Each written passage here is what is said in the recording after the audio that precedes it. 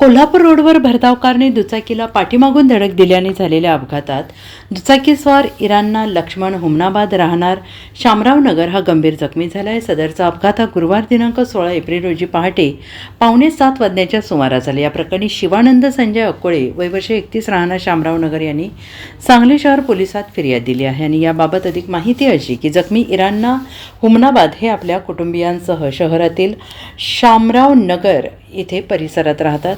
गुरुवारी पहाटे 6:45 वाजण्याच्या सुमारास इरान्ना हे त्यांची मोटरसायकल क्रमांक MH10DM 2872 वरून कोल्हापूर रोडवरून निघाले होते। सेंट्रल बँक समोर त्यांची दुचाकी आली असता पाठीमागून अज्ञात कार चालक त्याच्या ताब्यातील चारचाकी भरधाव वेगाने घेऊन आला आणि या कारने दुचाकीच्या पुढील बाजू जोराची धडक दिली आणि या अपघातात इरान्ना यांच्या डोक्याला गंभीर दुखापत होऊन दुचाकीचे मोठे नुकसान झाले। या अपघातानंतर काल चालकाने न थांबता तेथून पलायन केले। जखमी इरान्ना यांना उपचारासाठी रुग्णालयात दाखल करण्यात आले। या प्रकरणी इरान्ना यांचे नातेवाईक शिवानंद अक्कोळे यांनी शहर पोलिसात फिर्याद दिली आहे।